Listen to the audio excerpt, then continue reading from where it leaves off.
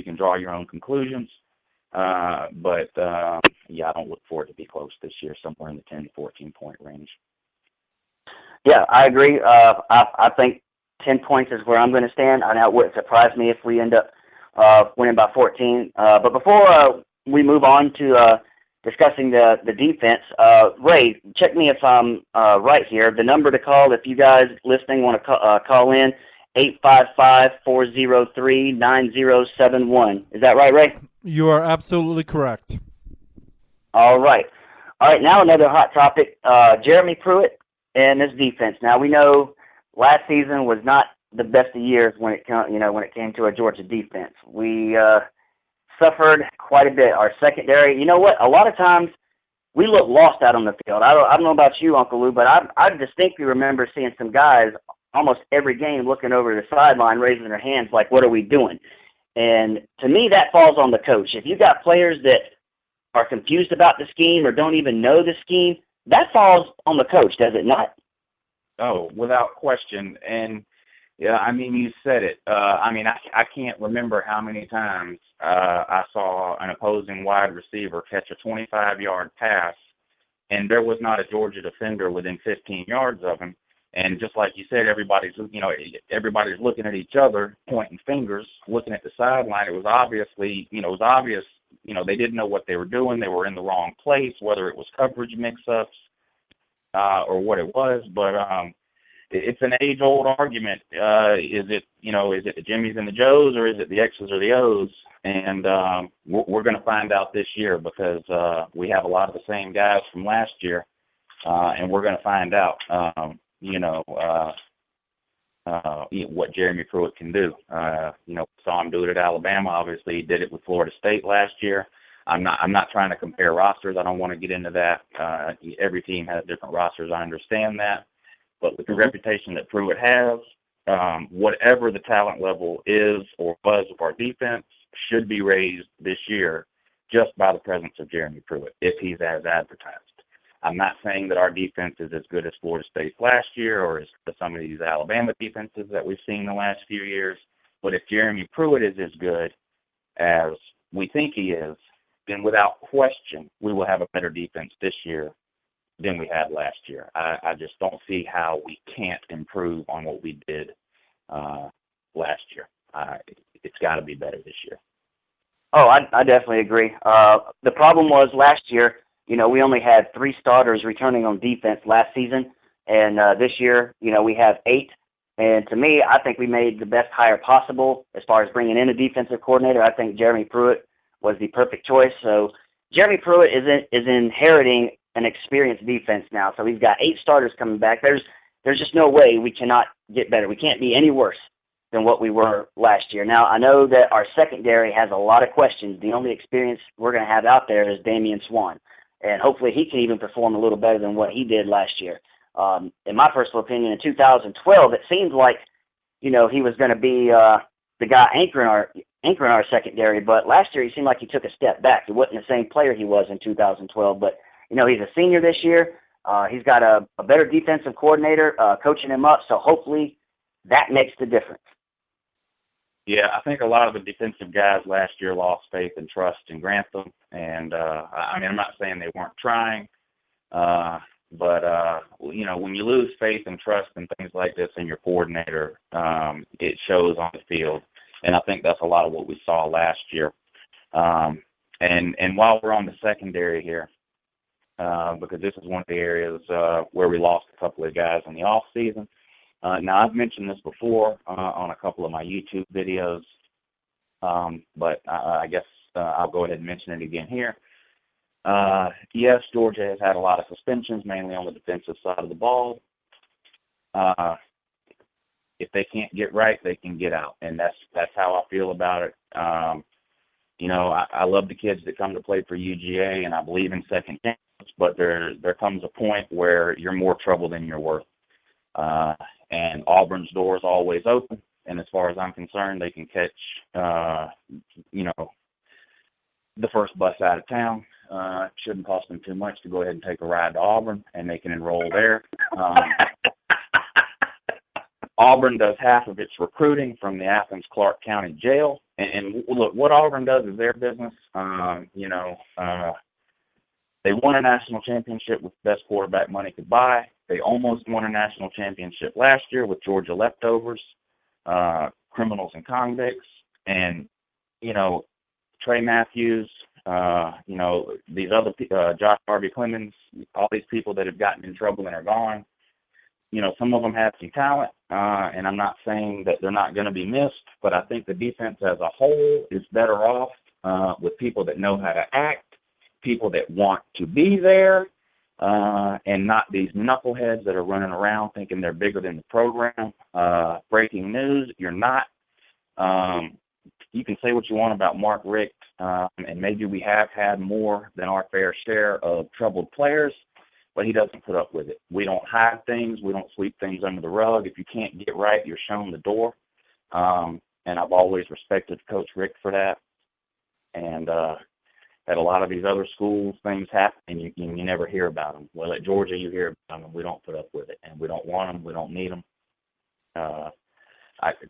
Just a couple of days ago, Nick Marshall with the marijuana again, with the weed, and I'm not going to get into a debate about how bad or not bad smoking weed is. That's not the point. The point is, right now, it's not accepted in college football. They suspended him they gave him the Johnny Manziel suspension. They're going to make him ride the pine against whatever cupcake they're playing week 1 for a quarter or two, and then he'll be back in the game. And like I said, what they do at Auburn is up to them. But that's Uncle Lou's opinion on these suspensions and things. I don't like it, but it is what it is. Next man up. Yeah, another guy that we hadn't talked about yet, Jonathan Taylor, who was kicked off the team for assaulting his girlfriend. He was listed third on the depth chart, and he played in 10 games last season and recorded 9 tackles. So he wasn't really a factor last season, but I still hate to see people get kicked off the team. But if you're going to sit there and assault a woman, especially if she's supposed to be your girlfriend, then yeah, there's no room on the team for you. That's just cowardly. I know Mark Richt doesn't put up with that crap. Shoot, I wouldn't either. So like you said, they could get right or get out. Davin Bellamy, we haven't mentioned him yet. If I'm not mistaken, he redshirted last year, so he's a redshirt freshman linebacker who was arrested for a DUI. But let's be serious. Let's be serious here. Every college has DUIs. Anybody playing college football, you're going to have somebody get arrested for a DUI. So at most, he'll probably get a game or 2. Is that about right? That sounds right to me.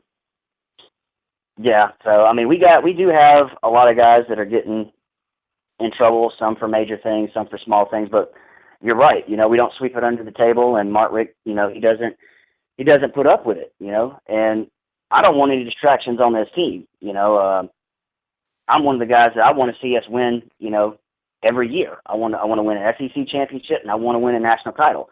And if we don't have the best players on the field because of stupid things like that, so be it. I want players that will not cause a distraction. I want the program to be looked at in a positive manner, because this crap, I heard the Ball's Checkerboard show yesterday, and they mentioned us on their show. It is a joke. Carter said it's a joke. But at the same time, our players ain't going around cracking off-duty cops' head. Yeah, I remember that a couple years ago, Tennessee guys. But, I figured I'd throw in a little shot. They wanted to throw a little pot shot at me, and I told them I was going to get on here today and throw a pot shot back. So, yeah, I had to put that in there. I remember I was referring to that team at the time, because that was the year they had a lot of arrests, too. And we nicknamed them the longest yard. You might as well just throw up fences with barbed wire wrapped around it. They're wearing orange already. You got the longest yard going over there. Yeah, they're ready. The bottom line is, we look at these kids playing college football, and it's easy to forget sometimes that that's what they are. They're kids. These are 18, 19, 20-year-old kids, and, some of them are going to make mistakes. It doesn't make them bad people. They're college kids. Some of them get in trouble. But the bottom line is these kinds of things happen everywhere, on and off of athletic teams. It's not just football players that are doing this thing. It's not just football players at UGA that are doing these things. These things happen everywhere. And, in my opinion, Coach Rick is handling it, the best way he can. I don't like it. I'm not happy about it. But at the end of the day, you have to move on with what you have, and that's what UGA is ready to do. Oh, yeah, definitely. I'm ready to move forward, get all this crap in the off season behind us. I'm ready for football season to start, because once football season starts, a lot of this, well, I'm not going to say all of it, but a lot of it will be forgotten because football will actually be here. We'll be paying attention to the games. So, actually, with that being said, have you taken a look at the preseason top 25 yet, Lou? Of course. All right, and let me ask you first. They have Georgia preseason ranked 12th. Do you agree with that slot, or do you think we should be higher or even lower? Well, now I've seen the poll, but now if I hadn't seen the poll and you just told me Georgia was ranked 12, I would say that's probably about right off the top of my head. But I'm looking at the poll here, and there's some teams ranked ahead of Georgia that you've got to be kidding me.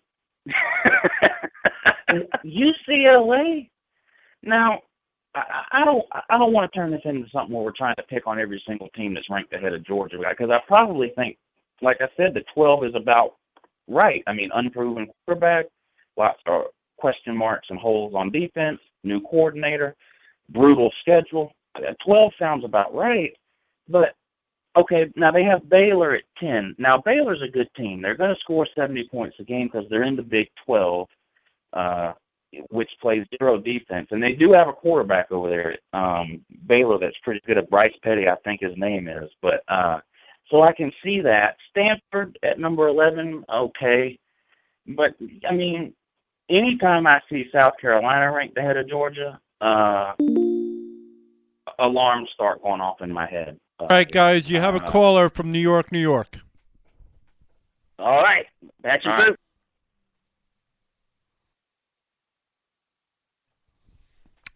All right. Good morning. A caller from New York. Go ahead.